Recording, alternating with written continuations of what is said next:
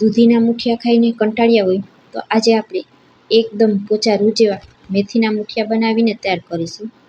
અને વળી આ મુઠિયા આપણે ઘઉંના લોટના ઉપયોગ વગર બનાવેલા છે, તો ડાયાબિટીસ પેશન્ટ અને વેટ લોસ કરતા લોકો પણ તેને પેટ ભરીને ખાઈ શકશે. તમે જોઈ શકશો એકદમ સરસ સુપર સોફ્ટ અને મોઢામાં મૂકતા જ ઓગળી જાય તેવા મુઠિયા તૈયાર થયા છે. મુઠિયા બનાવવા માટે સૌથી પહેલાં અહીં મેં 2 કપ મેથીના પાનને પાણીથી ધોઈ અને સાફ કરી લીધા છે. તેને એક મોટા વાસણમાં ઉમેરી દેશું. તેમાં અડધી ચમચી મીઠું, ચપટી હળદર પાવડર, અડધી ચમચી જેટલું ધાણા જીરું પાવડર, અડધી ચમચી કાશ્મીરી લાલ મરચું પાવડર, અડધી ચમચી જેટલો ગરમ મસાલો પાવડર અને 2 ચમચી જેટલી આદુ લસણ અને મરચાંની પેસ્ટને મેં આ રીતે મિક્સર જારમાં વાટી લીધી છે. ત્યાર પછી ચપટી એવા અજમાને હાથેથી ઘસીને ઉમેરશું. અડધા લીંબુનો રસ નીચવી દેશું. લીંબુના રસને આ રીતે હાથમાં લઈને નીચેવાનું, જેથી કરી બી હોય તે અલગ થઈ જાય. 1 નાની ચમચી જેટલો ગોળ ઉમેરશું. 1 મોટી ચમચી જેટલા સફેદ તલ ઉમેરશું. હવે બધી વસ્તુને હાથેથી આ રીતે મસળી લેવાનું.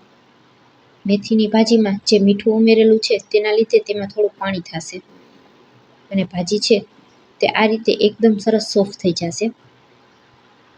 તમે જોઈ શકશો આપણી ભાજી એકદમ સરસ સોફ્ટ થઈ ગઈ છે. તો હવે આપણે તેમાં લોટ ઉમેરશું. મેં આજે જુવાર અને બાજરીના લોટથી મુઠિયા તૈયાર કરેલા છે. તમે ઈચ્છો તો તેની જગ્યાએ ઘઉંનો લોટનો પણ ઉપયોગ કરી શકો.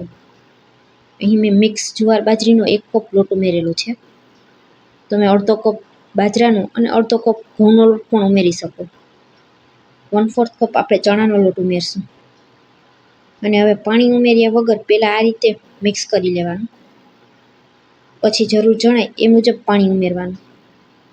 મેથીની ભાજીને મેં પહેલાં ધોઈ કોળી કરી અને પછી સુધારેલી હતી, તો ભાજીમાંથી વધારે પાણી છૂટું પડ્યું નથી. તમે મુઠિયા બનાવતી સમયે ભાજીને ધોઈને ઉમેરવાના હોય તો તમારે પાણી બિલકુલ નહીં ઉમેરવું પડે, તો ભાજીમાંથી ઘણું બધું પાણી છૂટું પડશે. અહીં માત્ર મારે 2 થી 3 ચમચી જેટલા પાણીની જરૂર પડેલી છે. અહીં આપણે લોટ ભેગો થાય એટલું જ પાણી ઉમેરવાનું છે. લોટને એકદમ ઢીલો પણ નથી રાખવાનો અને વધારે પડતો કઠણ પણ નથી રાખવાનો. લોટ આપણો બંધાઈ ગયો છે, તો તેમાંથી આ રીતે હાથમાં થોડો લોટ લેતા જઈ અને મુઠિયા વાળી તૈયાર કરી લેશું.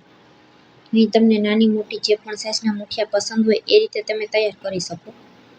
મેં આજે એકદમ નાની સાઇઝના મુઠિયા તૈયાર કરેલા છે. આ રીતે નાના મુઠિયા તૈયાર કરવાથી તે ફટાફટ ચડી જાય છે. આ મુઠિયાને ચડતા માત્ર 10 થી 12 મિનિટનો જ સમય લાગશે. આ બાજુ ગેસ ઉપર પાણી ઉકળવા મેં પહેલાં જ રાખી દીધું હતું. તેમાં વાયર સ્ટેન્ડ રાખી અને મુઠિયાની ચાળણીને ઉપર રાખી દેશું. ઢાંકણ ઢાંકી અને 10 થી 12 મિનિટ સુધી મુઠિયાને થવા દેશું. 12 મિનિટ જેવો સમય થઈ ગયો છે. છરીની મદદથી મુઠિયાને ચેક કરીએ તો છરી આપણી એકદમ સરસ સાફ આવે છે.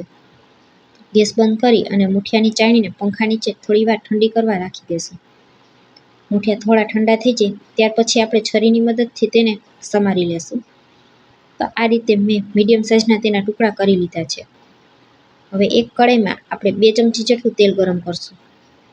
તેમાં અડધી ચમચી રાઈ ઉમેરશું. અડધી ચમચી જેટલા સફેદ તલ ઉમેરશું. 5 ચમચી જેટલી હિંગ ઉમેરશું અને થોડા મીઠા લીમડાના પાન ઉમેરશું. બધા મસાલાને થોડીવાર સાંતળી લેશું. ત્યાર પછી સમારીને રાખેલા મુઠિયા ઉમેરી દેશું અને ચમચાની મદદથી આપણે હળવા હાથે તેને હલાવી લેશું. બધો મસાલો મુઠિયામાં એકદમ સારી રીતના મિક્સ થઈ જાય ત્યાં સુધી આપણે તેને હલાવી લેવાનું. તો હવે તમે જોઈ શકશો બધી વસ્તુ એકબીજા સાથે એકદમ સરસ ભળી ગઈ છે અને આપણા મુઠિયા તૈયાર થઈ ગયા છે. તો હવે આપણે ગેસ પરથી મુઠિયાને નીચે ઉતારી અને ગરમા ગરમ મુઠિયાને સર્વ કરશું. આ મુઠિયાને તમે ચા સાથે, દહીં સાથે કે પછી ટમેટો કેચઅપ સાથે પણ ખાઈ શકો છો. તો ફ્રેન્ડ્સ, આજનો વિડીયો અહીં સુધી જોયા પછી તમને જરા પણ પસંદ આવે તો વિડીયોને એક લાઇક કરજો, તમારા ફ્રેન્ડ્સ અને ફેમિલીમાં શેર કરજો અને મારી રેસિપીઓ તમને જોવી ગમતી હોય તો મને સપોર્ટ કરવા બદલ મારી ચેનલને સબસ્ક્રાઈબ કરજો અને આજની આ રેસિપી કેવી લાગી તે કોમેન્ટમાં જરૂરથી લખજો. ફરી મળીશું આવી જ એક નવી રેસિપી સાથે. ત્યાં સુધી સૌને મારા જય માતાજી. વિડીયો અહીં સુધી જોવા બદલ આપનો ખૂબ ખૂબ આભાર.